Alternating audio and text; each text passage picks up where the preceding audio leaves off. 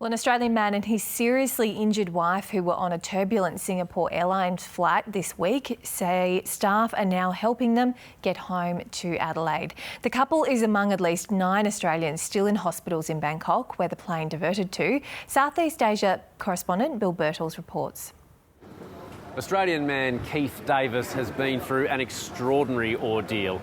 Him and his wife were on that flight from London to Singapore that violently plunged at a cruising altitude. They both suffered serious injuries. His wife is in this Bangkok hospital in intensive care.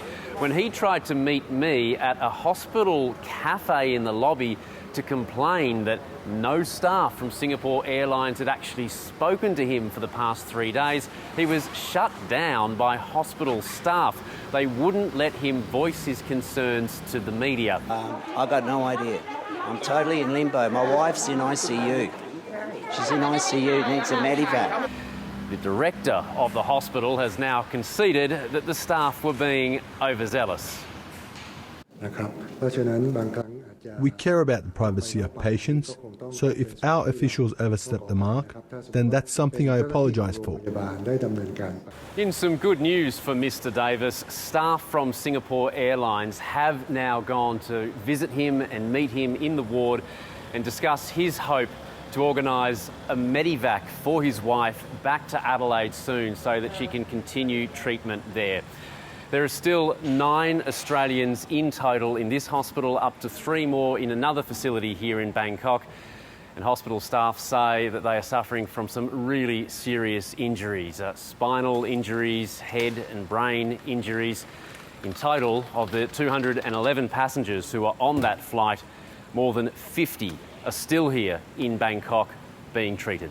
Yeah, certainly a big ongoing issue there. Bill Birtles reporting.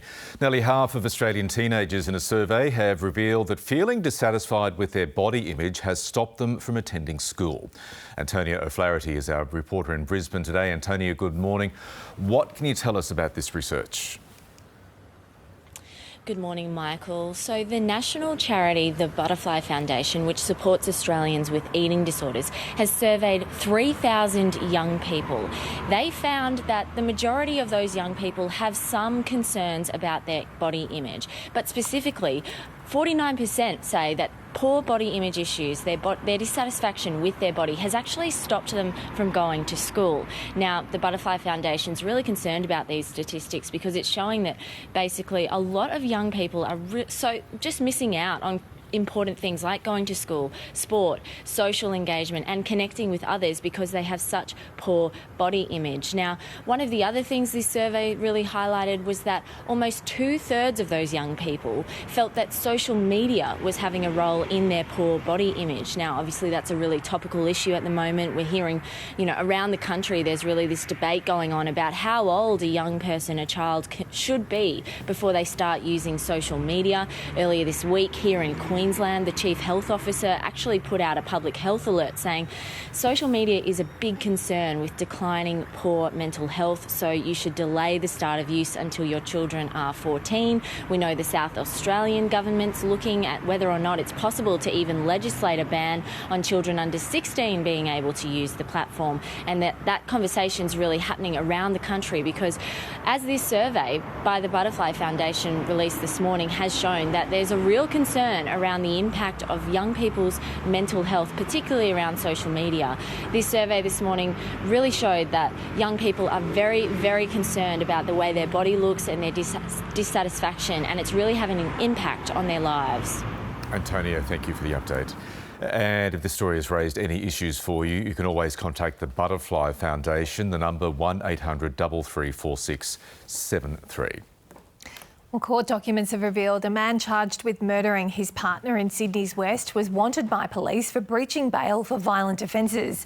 32-year-old Rory Shade is now in custody, accused of murdering his male partner inside his Auburn unit on Wednesday night. A warrant had been issued for his arrest, but it had not been executed by police before the alleged murder. Leading health, education and school parent groups across Australia are calling on the government to do more to stop children from vaping. 11 groups have signed a joint letter calling for legislators to support the vaping reforms that have passed the House of Representatives. The government's next step is to regulate importation, manufacture, supply and advertisement of single-use and non-therapeutic vapes. The French President Emmanuel Macron has delayed voting reforms in New Caledonia following weeks of violence, but he stopped short of scrapping the bill. Emmanuel Macron landed in the French Overseas Territories capital yesterday to try and restore calm. The Indigenous Kanaks, who make up 40% of the population, see the proposed changes as an attempt to stop the independence movement. The family of missing Darwin man Richard Roe is still no closer to answers at the conclusion of a 3-day inquest into his mysterious disappearance in 2016.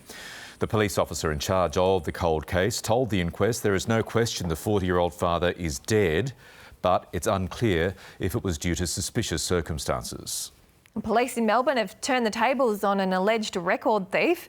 Officers uncovered a collection of around 400 vintage vinyl LPs with an estimated value of $60,000 during a raid in North Melbourne.